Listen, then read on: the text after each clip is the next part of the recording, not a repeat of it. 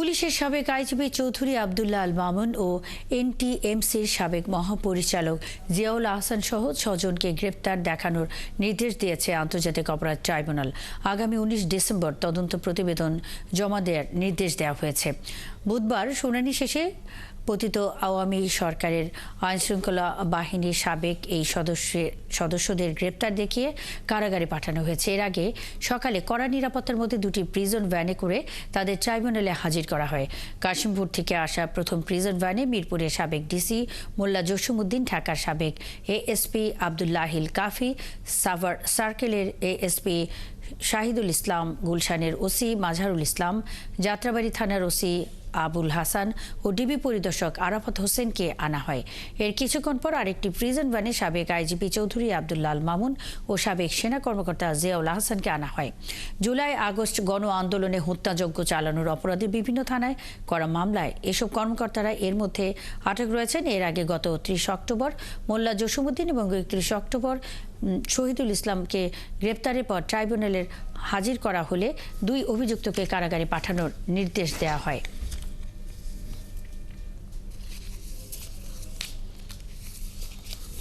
তারা যে অপরাধগুলো করেছে এগুলো শয়তানও করতে ভয় পাবে।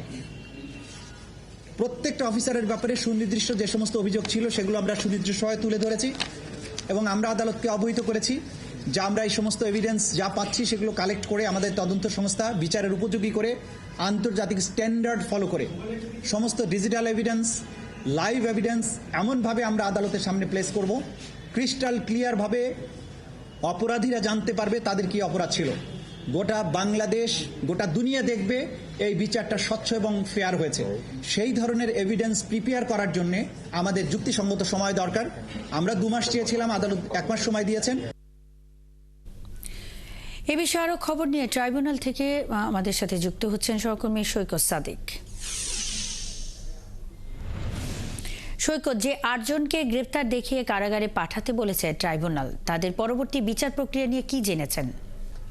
যে ৮ জনকে আজকে আনানো হলো, এর আগে তো আপনি বললেন যে গত ৩০ ও ৩১ অক্টোবর মিরপুরে যখন ডিসি ছিল মোল্লা জসিমউদ্দিন, তিনি ১৯ জুলাই মিরপুরে জুলাই আগস্টে যে গণহত্যার সময় যে নির্মমতা হয়েছে, ছাত্র জনতার উপর গুলি চালানো হয়েছিল, সেই ঘটনায় তাকে গ্রেপ্তার দেখিয়ে ৩০ অক্টোবর তাকে আদালতে কারাগারে পাঠায়। এরপরে সাভারের আশুলিয়ার ঘটনায় সাভার সংশ্লিষ্ট তখন যে এসপি ছিল শাহিদুল ইসলাম, তাকেও গ্রেপ্তার করে আনা হয় এবং কারাগারে প্রেরণ করা হয়। তো আজকে যখন এই ৮ জনকে নিয়ে আসা হলো, চিফ প্রসিকিউটর কিন্তু তাদের প্রত্যেকের ব্যাপারে সুনির্দিষ্ট অভিযোগ আদালতে তুলে ধরেছেন।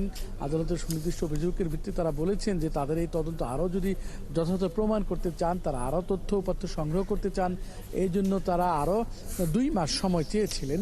তো আদালত তাদেরকে ১ মাস সময় দিয়েছে। যেহেতু এখন এই আজকে যে ৬ জন সহ আজকে ৮ জন, আজকে তো ৬ জনকে প্রথম আদালতে নিয়ে আসা হলো ট্রাইব্যুনালে, সাবেক আইজিপি সহ এবং সেনা কর্মকর্তা জিয়াউল আহসান ৬ জন, আর আগের ২ জন, এই ৮ জনকে আবার কারাগারে প্রেরণ করা হয়েছে। কারাগারে যেহেতু ৮ জনকে কারাগারে প্রেরণ করা হয়েছে, তাদের বিরুদ্ধে আরও তথ্য উপাত্ত সংগ্রহ করবে চিফ প্রসিকিউটর তাজুল ইসলাম তদন্ত সংস্থা এবং সেই বিষয়গুলো তারা আদালতে তুলে ধরবেন। আগামী ১৯ ডিসেম্বর পরবর্তী শুনানির পর্যন্ত তারা কারাগারেই থাকবেন। আজকে তাদের পক্ষে ৮ জনের পক্ষে কিন্তু আসামির পক্ষে আইনজীবীরাও কিন্তু আদালতে তারা ওকালতনামার দাখিলের অনুমতি পেয়েছেন। তারা আজকে সাবমিশন করতে চেয়েছিলেন। আপনাদের একটু বলতে চাই, জিয়াউল আহসান যে এনটিএমসির সাবেক মহাপরিচালক ছিলেন, তার আপন বোন নাজনীন নাহার আইনজীবী, তিনি কিন্তু আজকে তার পক্ষে আদালতে দাঁড়িয়েছেন এবং তিনি একজন সিনিয়র আইনজীবী নিয়ে এসেছিলেন। তবে তারা যেহেতু আজকে প্রথম ওকালতনামার অনুমতি পেয়েছেন, এর জন্য কিন্তু আজকে তারা সাবমিশন করতে পারেননি। তাদেরকে আদালত ২ সপ্তাহ সময় দিয়েছে এবং তারা দ্রুতই সেই ওকালতনামা বা সেই অভিযোগপত্র আদালতে ঠিকভাবে তারা দেবেন। তারা কিভাবে তাদের আইনজীবীদের ডিফেন্স করবেন সেই চিঠি তারা দেবেন এবং পরবর্তী ১৯ ডিসেম্বর শুনানিতে তারা অংশগ্রহণ করবেন।